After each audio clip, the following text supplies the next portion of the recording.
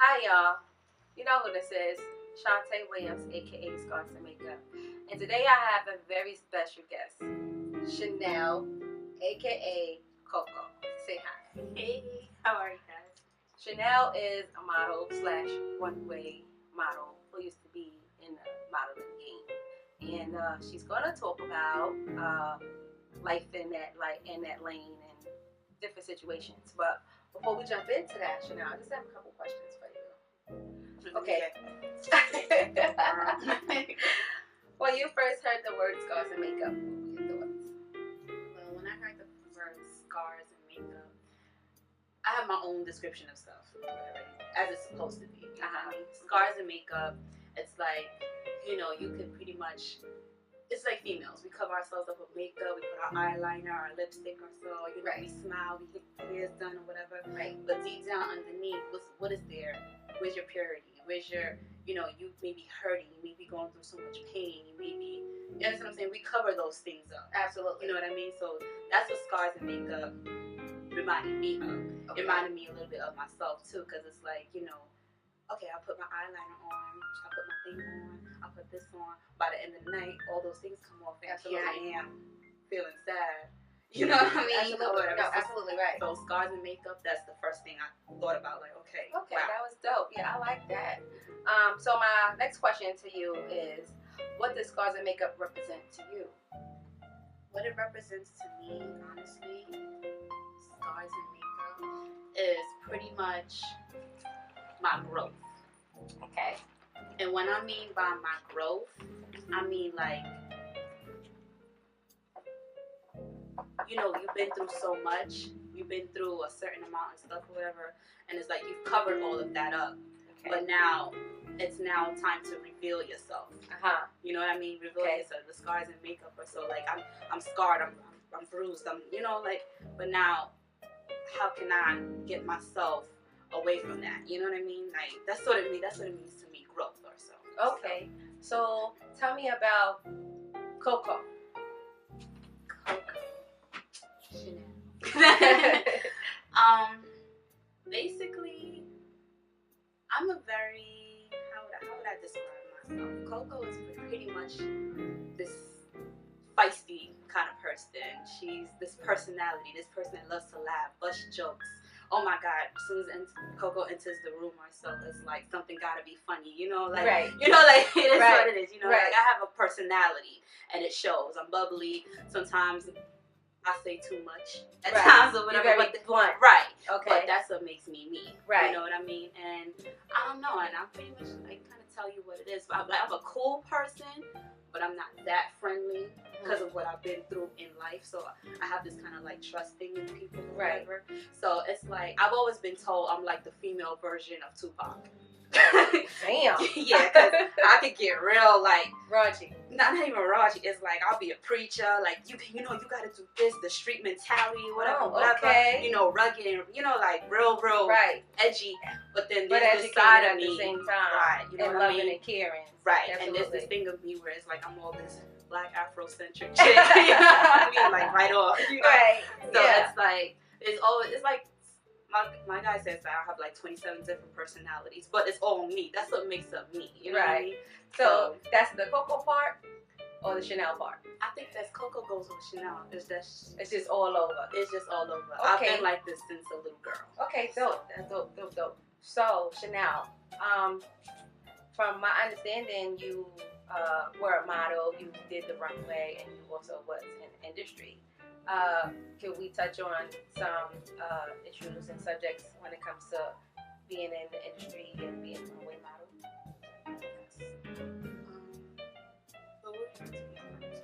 You could start off with wherever you like, I think I'll start off with like how I kind of like got into it or so. Sure, absolutely. I've always had this thing where everybody was like, "Oh, you look like a model. You look like a model." I'm pretty sure every female can relate to that. Or so, some people was like, "Oh, you're working down." And like, "Oh, you look like a model. You look like Naomi. You look like Tyra. You look like Like she looked like that, you know what I mean? Right. So it's like I've always heard that, you know, and plus I was skinny or so. But the thing about it is that I'm not saying I didn't like how I look, but I always thought I was like anorexic. Right.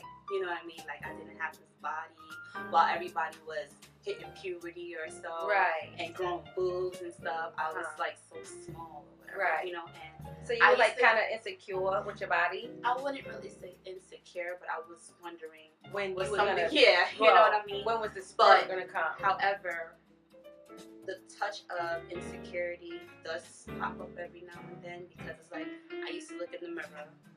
You know, as a little girl too, look in the mirror and I used to be like, I never thought I was ugly, but I always thought that maybe something was wrong with me. Okay. You know what I mean? What I mean by something wrong with me, it's like, am I growing on time? Like, am I just a late bloomer? Right. You know what I mean? And not only that, and I know I'm probably about to touch a real touchy subject that nobody really knew. Like, you know, my mom was light skinned, my mom is light skinned, my sister's light skinned. So I was like, I always felt like I was the black sheep. Okay. And that's the honest truth, you know what I mean? And it used to bother me sometimes. You know, it's not that I didn't love my skin complexion. It was just that, you know, growing up, if you wasn't light skinned, they didn't view you as being pretty. I understand. So that's how I felt. Okay. You know what I mean? Even if I felt like I was pretty to the world, it's like, she's dark skinned shit. Right. You know what I mean? So I had to learn to love myself for who I am. Absolutely. And, you know, like I said, being skinny and had these little not knock me, but like, you know, the bones showing or so. Right. So that's why I felt like, you know, like there are times when I used to overeat. I wouldn't do the thing where you know, stick your hand. Yeah. I wouldn't do that at all. But it's just I used to just overeat myself and like get myself sick because I used to feel like I'm so underweight. Right. You know what I mean? And people at times, school was rough. Right. School was rough.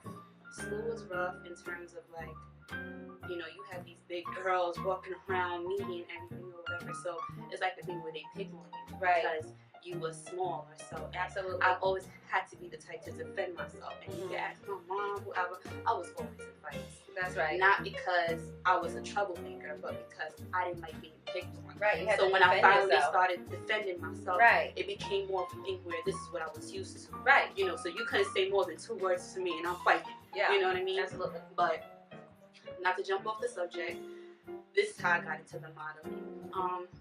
I was in Manhattan. I was in the city. I was in Soho. They didn't call it Soho back then, though. You know. And I was walking, and me and my friend, I was about 14. I had just finished junior high school. Okay. And I was gonna spend the summer with my father, or so, you know. But we ended up going to, before that happened, or so. This is like ending of June. I was walking. And you know, you have recruiters, you have scouters or so that's always looking for new faces. Right. All right. So I was approached, and it was like, you know, you have a certain, you know, you have this look or whatever. And it's like I've always wanted to do runway. I've always wanted to do, you know, like the glitz and glamour that you see. Of course. You know what I mean? And I also had like designing. People don't know that, but I do design clothes as well. And fashion. That's always been in hobby of mine, you know, because I wasn't allowed to go outside and play with my friends. So my sister was my best friend, and we had to stay in the house. So that was my thing, you know what I mean? Okay. So I got the card and everything myself, and I brought it home to my mom. My mom was from the West Indies, so they don't really support that. You know what I mean? She's like, no, you're not going to be no model in this house. You're going to go to school and you're going to get your education. Right. So, I mean, I looked at it like, dang, she's trying to take away my little shine. You know right? I mean? Like, come on. Like, he said, he said, I got the look. Right? He was open. Yeah, I was open about it. And it's like, you know, like I said before, it's like, it's not the feeling of not feeling like I was beautiful, but I felt like this was my time to shine and show, like, listen, you know, a sister can't do this. You know, I want to be the Tyra. I want to be the Naomi Campbell. I got the legs for it. You know what I mean? Absolutely. So it's like, she denied that. She shut that down. And I didn't get into the whole modeling industry right away, of course, because as I told you before, I was underage, and that my mom was not having it. Right. So the year I turned 17, I went to Canada for the summer, came back. I don't know what happened. I don't know if the Brussels sprouts up there was, Right. but I came back, had boobs, had a little curve, my voice got a little deeper. I went from yo sis to yo mom. You know what I mean? So it was like, I wouldn't say like I needed the attention, But you was but I happy to was have feeling it. I was Yeah, like, of I'm course. feeling like a woman now. Right, You know, I'm being absolutely. noticed. Okay, Yeah. like, shorty got a thing going on, you know? I'm popping now. Yeah, you know what I mean? And I had a little part-time job at Toys R Us. Okay. So I'm making my own little money. I'm buying my Timbs. You know that thing, you have to, when you got your Jordans, you do Right, you trying to get cute and Right. fly, yeah. Right. So, I used to go on it's in Manhattan, it's all the talent recruiters, you walk in, you have talent people, or some of them are scams, of course, but then some of them are not. Right. But you just have to pay a fee or whatever. Right. Okay. I did a couple of those. I took in professional pictures and stuff. I had a comp card and everything. It was 2005, I believe. 2005. October. And I was discovered by Urban Company. Okay. Right. It started off really good. I had a manager. I looked to him at a certain point like, oh my God, this might be mental. Because he did kind of show me a lot. Okay. You know what I mean? And it became, I'm young, so it became a thing of trust. You know what I mean? So, how can I put this? It's like, what I thought was going to happen, it did, but then it went left. Okay. And I'm about to get deep. And it does bring back certain memories that I just try to forget. My first show was in Fashion Week. And you participate in it or whatever. You meet designers, you network, you do everything that you're supposed to do or whatever, you know what I mean? And it was going good. I was taking professional pictures. Then it became a thing where, my mom had to get involved, of course. Right. Because I'm not exactly 18 yet. Right. But as she saw that, this was a thing where it was good, I was actually doing shows, she's seeing the pictures, she accepted it. You know what I mean? And I did a couple trips as well, a couple road trips. Been to Maryland. Okay. Been to Florida. I went to North Carolina, New Jersey. There's different places that you had to travel. Right. Right. You know what I mean? Different functions, different. I wouldn't say fashion shows. Most of them were like you had to be there, like promo, like a shoot team, of course. You know what I mean? Handing out T-shirts or whatever. And I loved every minute of it. You know what I mean? And you did get a compensation, of course. You did get paid for those things and stuff. Now, this is where the industry took me, like where it was glitz and glamour to you don't really know what goes on behind closed doors. Okay. You know what I mean?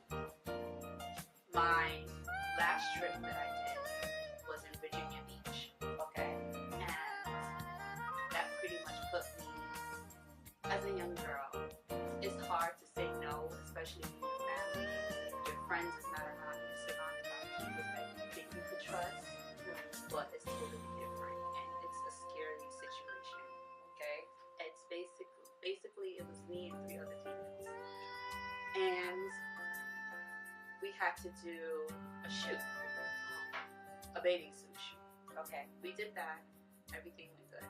We was on the beach, we're styling, we're profiling, you know what I mean? We're doing our thing ourselves.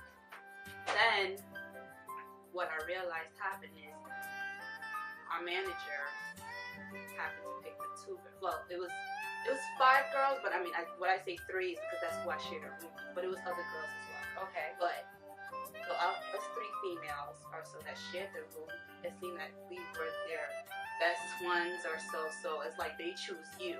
You know what I mean? Right. So he sat us down. He was like, you guys got it. Your pictures came out perfect. Everything is good. Everything looks great. We have another deal on the table. We want you guys to go to Spring Bling. You know what I mean? You guys are gonna do this fashion show at Spring Bling or so. Uh-huh. You know what I mean? And this sounded like everything. Because Right. Spring Bling is like, what? Like it's on a popping. Yeah, you know what I mean? Our careers about to go off. You meet celebrities and stuff. Not that we weren't meeting that already, but I mean, like, now it's like, this is your foot in the industry. Right. Basically. Right. You know what I mean? Right. And me feeling like, yo, I'm coming straight from the Bronx. You know what I mean? Like, yes, like, this is what I wanted. You know what I mean? Mm-hmm. And a deal was presented to us. Okay. Now, each female had their own interview or so, a contract that they had to sign and everything. I didn't sign my contract because it's like, I didn't, you know, you got to know what you're dealing with first. That I always knew. Like I said, my manager did mentor me, but at the same time, he built that trust that I felt like he wouldn't put me in harm's way. I don't know about that, but I was offered $10,000, right? Like, this is from going from 500 to 700 or right. so. So that was a big come up. Right. You know what I mean? So that is like, you're looking at it like, oh, I'm not taking pay. Yeah. You know what I mean? Absolutely. But there's a price that comes with it. Wow. What I had to do was basically make a porn video. Right. Nobody really knows about that except maybe two friends that I told. And it's a shameful situation where I almost went through with it, but I didn't. You know, and I was led to a room. Like I said, the glitz, the glamour, the hair done, the makeup and everything. But I'm thinking to myself, this is not what I signed up for. You know, and not only that, what people didn't know, I was a virgin. Right. You know what I mean? I had a boyfriend, yes, but right. I was straight out of high school, you know what I mean? Absolutely. So it's like, it's scary. My mom is not here. I can't tell my mom is. She trusted me, you know what I mean? She trusted, you know, to make me go on these trips and so, where I'm no longer viewed as a girl.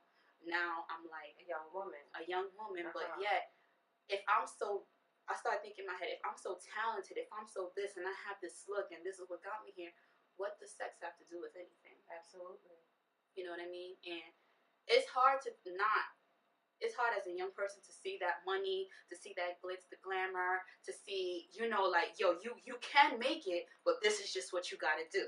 So it's looked at, oh, it's just sex. No, it's not just sex. Right. Because it goes from you having sex with this person to fulfill whatever pleasure they have to doing it, you know, again and again and again. It gets worse and worse and worse, but yet the money keeps building up. Right. You know what I mean? And this is what they don't tell you about some parts of the industry. I'm not saying all, but majority is. Especially with the industry part where you were working in. Exactly.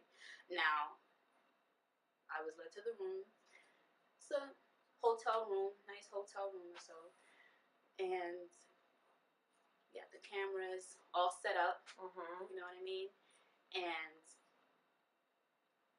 there was the guy. Wow.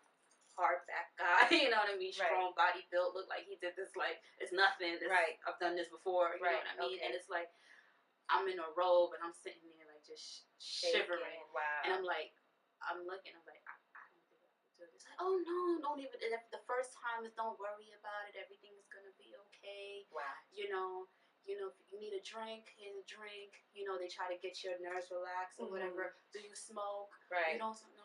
All right, well, drink this or whatever. You know what I mean? Were there any drugs offered to you besides marijuana? Yeah, of course. Wow. But I don't smoke. Right. You know what I mean? But I mean, I did drink. I'm not gonna lie. Right. You know? No. Yeah. I wasn't hard liquor because I can't handle hard liquor. Right. But you know, like little passion fruit. You know, like Alizé, those things and so. But were there like, oh, you want some Coke or anything like that? They never. So it was just the limit of weed and alcohol. Right. Okay. You know what I mean? And bed was there. Like, I'm asking descriptions of what do I have to do. You know? And they're like, you know, just have fun with it. just have fun with it, and just, you know, like your skills, just, you know, just basically giving you pointers of what you got to do and stuff or whatever, and don't be afraid, and, you know, just take the role off, like, you know, like a theme role play or something right, like you're used to doing a thing like that, but like you just said, they didn't know that you were a virgin, so you had. But my thing is, like, whether I was a virgin or not, why does this have to happen? Right. Being the fact that I'm talented and I have this skill and I have this look. Right.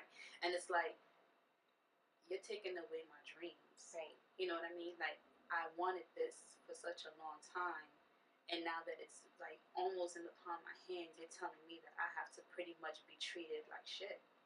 That's pretty much a slut, a whore, or whatever, for me to get to the next level. And it's like, now I'm thinking, like, is this what I really have to do? Mm-hmm. You know, and like I said before, I've always been the feisty one, the outspoken, the blunt, but for the first time, I was actually quiet at this point. Because it's like, it's scary. Like I said before, it's scary. And it's a hurtful thing as well, because it's like, you know you're being taken advantage of, but you don't know how to stop it.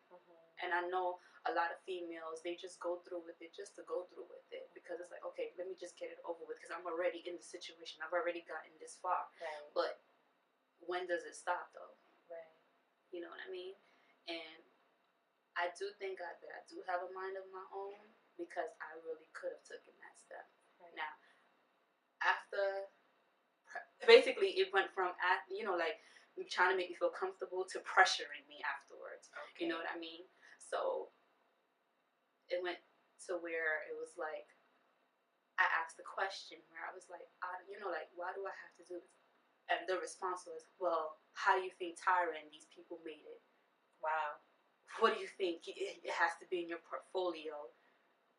Wow. You know what I mean? How do you think these people on TV got it or whatever? Sometimes you have to do things. This is what you got to do to make it in this industry. Wow. How did you receive that, though? It was like, it was crushing. It was crushing, because it's like, where's your freedom? You know what I mean? Like, what do you mean this is what I have to do to make it in this industry? So what you're basically implying to me is that it doesn't only start with, it doesn't finishes with you. It keeps going on and on and on and on and on. You know what I mean? Right. Like, the money is there. It's not like the money is not there. The money's there. Right. It's there. You will get the glitz and the glamour. You'll get it. You'll get the fame. You'll get the popularity. You'll be on TV. You'll do whatever.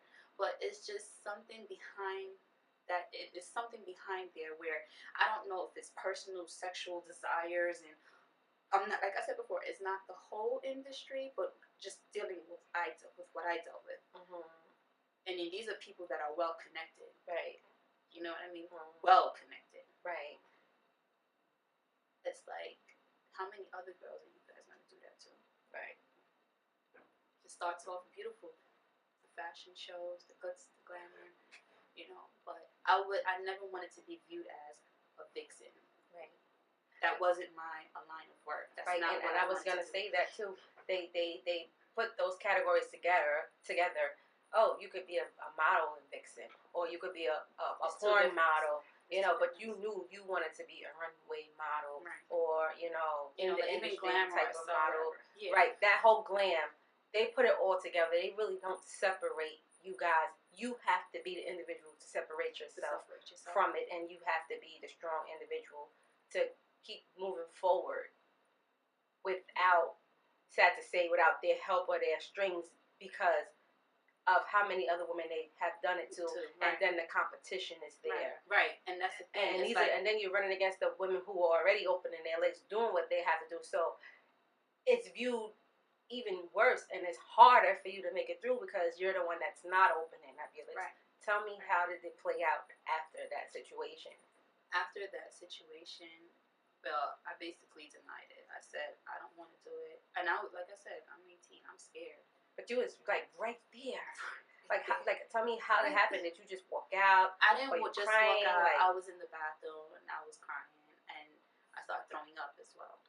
Because it's like I said before, I wasn't exposed to a room full of men. I'm coming like straight out of humble beginnings with my mom. Absolutely. It's not like I had a man in the house living with me or anything like that. that. My mom never exposed me to that. It was lifestyle. Pretty much like you was a little deer thrown in the lion's den. Yeah, of course. You know what I mean? And like I said before, I mean, I'm not innocent, but at the same time, the mistakes that I've made were kid mistakes, you know, like fighting, those kind of things, or, you know, cursing somebody out, but never to those extremes where I'm exposed to that behavior or telling me this is what I have to do to make it somewhere in life. You know what I mean? Absolutely. Especially if it's something that I looked at as so positive and it's turned into something so negative. Imagine you have a dream, something that you're so passionate for, you know what I mean?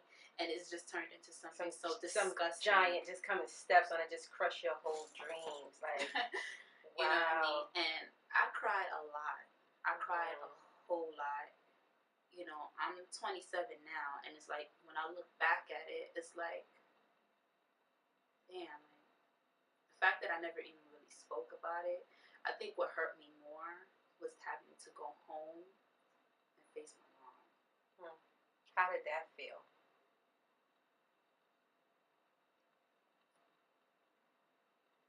I think that part changed me a lot. Yeah. It changed me a whole lot. And what I mean by it changed me a lot, I wasn't the same after that. I wasn't the same after that. And, you know, my mom never knew what was wrong with me. I rebelled.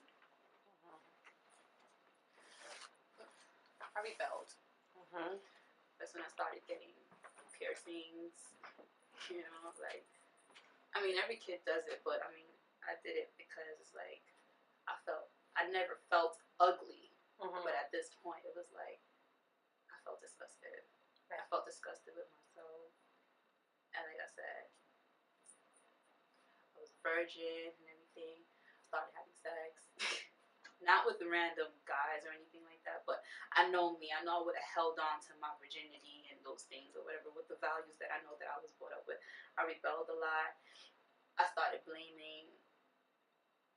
I started using excuses basically for everything that I did. Like, I didn't go to college right away. Like, I wanted to make money instead. You know what I mean? Like, what I should have used that and it should have made me stronger. But like I said, being exposed to certain stuff or whatever, you know you're right there. I started feeling like a failure. I started feeling like, well, maybe I should have gone through with it. You know what I mean? Maybe you can pretty much, if you don't stand for something, you pretty much won't fall for anything. And I didn't understand that. Like I said, I didn't have that much experience with life yet. You know, like, I would be viewed as a baby, you know, at the time or so. Not that I was, but at the same time, you don't know life yet. You do not know life. You're not ready for life yet. There's so much that you have to go through. Even when you're in your 40s, you're still learning about life. Absolutely. You know what I mean? So let me ask you this, Chanel. So from the scars, that obviously left a mark. Did you still want to pursue the career of modeling after that situation happened? I still thought about it, but I didn't want to do it. I didn't want to do it, even when I got a call back. Okay. You know, you know, I understand you're scared. I understand, but you know, you can still do this, do that. So, what I looked at it as is like, you're basically just contradicting yourself.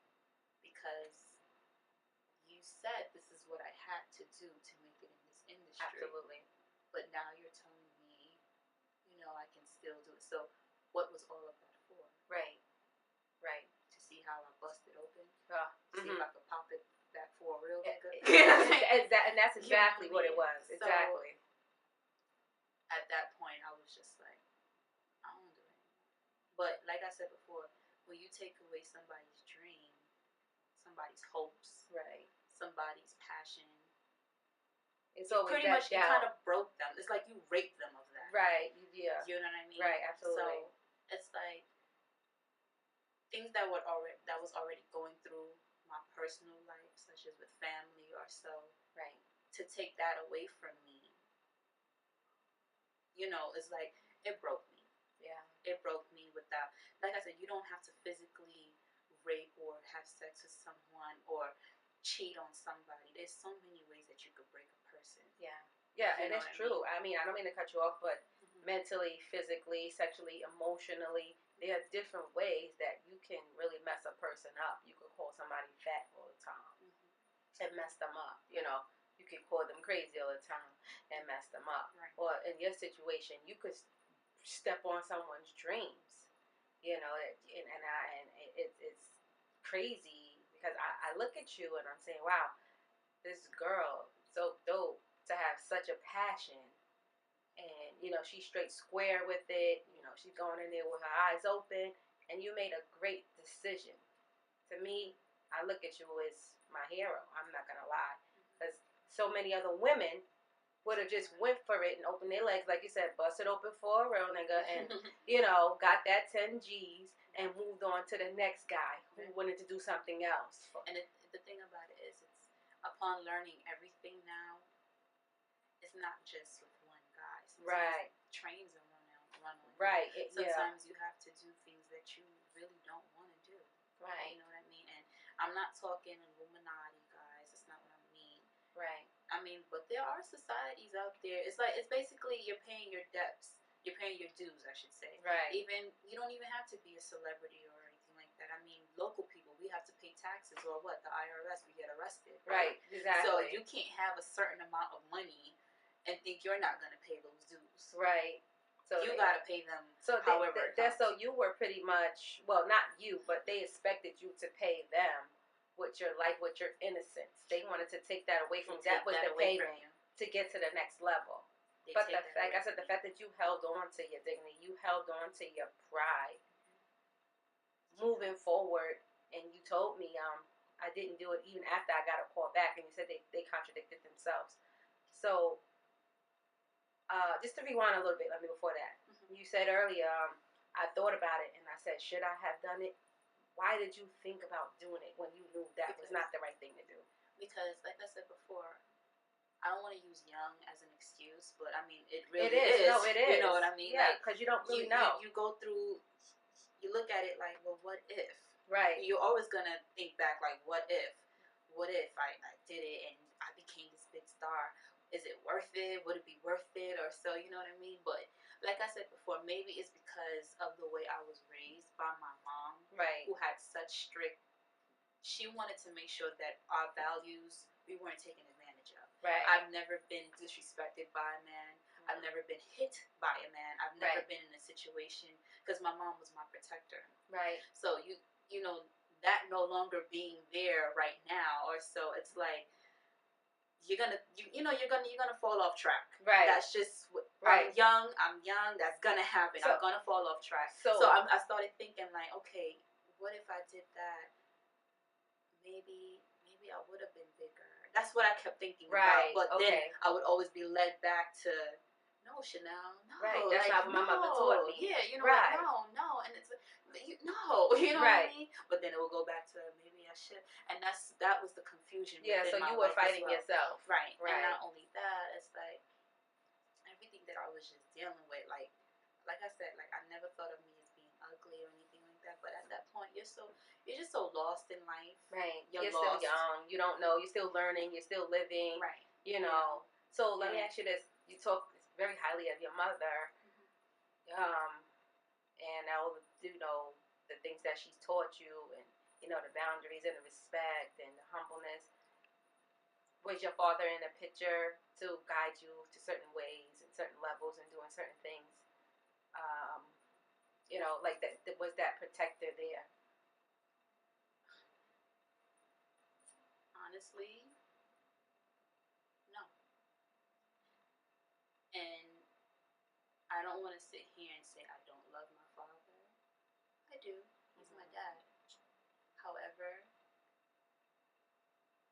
me being a young girl, especially in America, right? There's vultures out there. Oh yeah. You're in danger every day. Yeah. Where I really needed him, he wasn't around. Right. And it's not that he couldn't have been around. He just chose not to. And I wouldn't sit here and say my father don't love me, but I don't think my father knew how to be that father figure in my life. Where I think in his case it was just I felt like he was selfish. Mm-hmm. My father was supposed to be that protect. He was supposed to be the first man in my life to protect me from all of that. Like, I'm your daughter. Right. You know what I mean? Supposed to show me, teach me.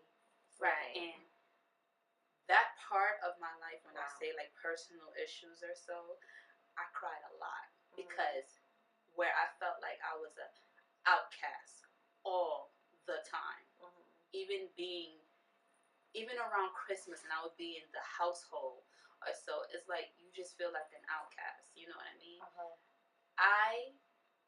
mom, I wouldn't say my mom. I've never seen my mom and my father argue, and I can honestly say that. Like, I love that part. Right. I'm not mad that they're not together. It has nothing to do with that whatsoever. Right. You know what I mean? But I felt like my father didn't like me. Wow. I felt like my father didn't like me at all as a child, due to the fact that my sister's father was constantly in my life. Right. Not that he had to be, but this is a man where when I was a child, when I was a baby, something, my mom, my father, they separated, whatever. I don't look at that. That's before my time. You know what I mean? Right. I know my mom had to send me away to live with my grandmother in Dominica. And I came back up here when I was about 4. And the first person I saw at that airport was my mom, my sister's father, and a couple other family members. That's the first vision that I had in my head. That's the first people that I saw. Okay. My father, I didn't see my father. You know what I mean? I didn't meet my father until probably a couple months after. And I remember those things vividly. I don't have a baby book picture where I could show you guys and go back in time, because I don't even remember how I look as a baby. Everything was left in the country. So all my memories, everything is down there. Only thing I remember is my grandmother and my mom. My father really didn't play a big part in my life, and I'm sorry to say that. But like I said before, I think that hurt me the most too, where I felt it was almost like a disrespect, to be honest with you, because it's like, I didn't ask to be here. Right. You know what I mean? And I was never mad or jealous of the fact that he married somebody else and had kids with them and lived in the house with them. It was never that. But I should never have to fight for my father's love. Right. We lived in different boroughs. Right. But he would come to the same borough where I was at, past my house. And there was this place where he'd go hang out with all his friends and stuff. And I knew that. He came every Friday. Wow. I know that has to be really touching subject and hard for you to deal with, feeling the fact that he should have been there. It's very hard. But like I said, I'm an adult now. Right. I have learned to just accept people for who they are. Right. You know what I mean? You can't hate somebody for who they are. Right. You know what I mean? Let me ask you this. Moving forward from that, and since it destroyed that dream, what are you doing now? What does the future hold for you? I smile now, as you can see, as I said that. Like, I feel like I have a bright future. It's already showing clearly on my face. I'm about to be a mother now. Aww. So it's I don't know. I'm engaged. You know what I mean? So it's like, sometimes, like, how you feel, how you think your life is gonna be, that's not what's written for you. You know what I mean? So I can honestly say I feel like I'm gonna be a star regardless. I don't have to be in Hollywood. I don't want to be rich, honestly speaking. Yes, I want to be successful. I want to take a vacation every now and then or so, but I don't have to be in no industry. I don't need to be famous. I don't need to be known or nothing like that. I'm good with life. You know what? That's why I made that hashtag. I don't know if you're aware of that. We are our own celebrities. I made that hashtag. So I would strongly advise you to use that on Instagram, Facebook, or whatever. I always use this motto: the world is my runway. There you go, boo. I go to work every day and I'm styling and profiling. I'm still making money. I may not have the glitz and glamour like on people on You TV, got your own glitz and glamour. You got your little bling. Yeah, you popping. I'm like I said before, I'm very humble. Right. I've learned to be humble. Right. I've learned to not take life for granted, because with all the money in the world, you see celebrities die every day just like us. Absolutely. On crack, do all kind of nonsense and Absolutely. stuff. And I may not have it all, but I have it all with life. My life, my heart is pure. I don't owe nobody money. Right? The IRS not after me. No, I don't think so. Okay, right. So it's like I said, you always, no matter what you do, whether you poor or rich, you always gonna have struggles in life, and nothing ever comes easy. Right. However, like I said, I've matured. I'm not a little girl. I'm experienced now, and I can honestly sit here and say, I'm good with life. If God forbid, I leave this world tomorrow, I know that I tried my best, and I'm a better person than who I was before. Okay. So, going back to the process of getting into the business, what would you tell young females and new talent that's looking to get into, that same industry? What type of encouragement or words would you give to them, or what type of awareness would you bring to them? Well, when I first started, the world is very different. It changes all the time. So it's really harder now to let people know, or females know, don't do this, don't do that, because they ain't gonna listen. I'm being honest, I'm being real. But the most advice I can give them, it's okay to say no. It's okay to say no. You are the master of your life. You choose your destiny. If you don't want something to happen to you, you can stop it unless you But if you're in a situation where you feel uncomfortable and you don't want to go through it, you don't have to go through it. Nobody else, another human being that lives and breathes and bleeds just like you, should dictate your life and have control over your life. You are in control of your life. You choose your destiny. You choose where you want to be in life. And even if you don't get to that level or so what? Maybe it wasn't meant for you. And I'm not saying to kill your dreams or anything, but maybe you could take a different route about it. Or maybe that's just showing you that maybe this is not somewhere you need to be. Why would you want to be in a place where you're uncomfortable, you don't want to do this, or so you're being forced to do something that you don't want to do? Sometimes it's just common sense. So that would be my advice.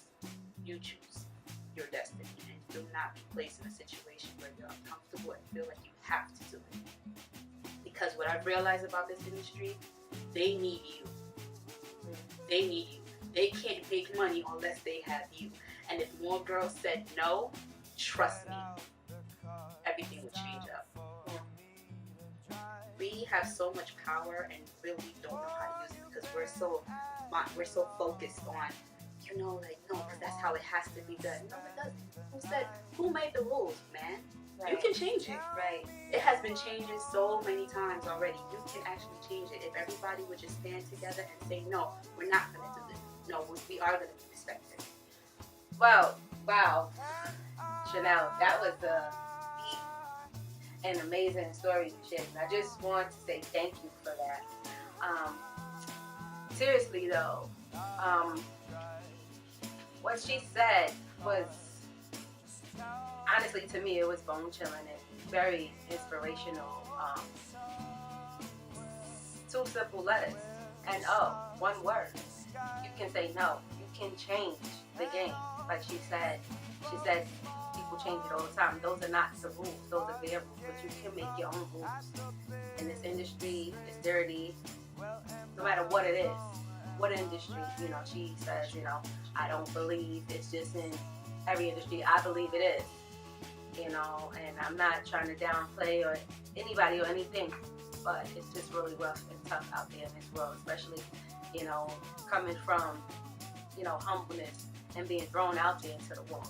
So I really hope this message reaches a lot of young women out there who are pursuing the career and life of modeling or being in the industry, to want to be in the runway, to stand up for yourself, choose your own destiny, as Chanel did over here, because you only really have one life to live, and it's all about the choices that you make. So once again, I just want to thank you, Chanel, for sharing this amazing story. I know it was touchy and heartfelt and You know, this is an exclusive. You shared it with Scars and Makeup.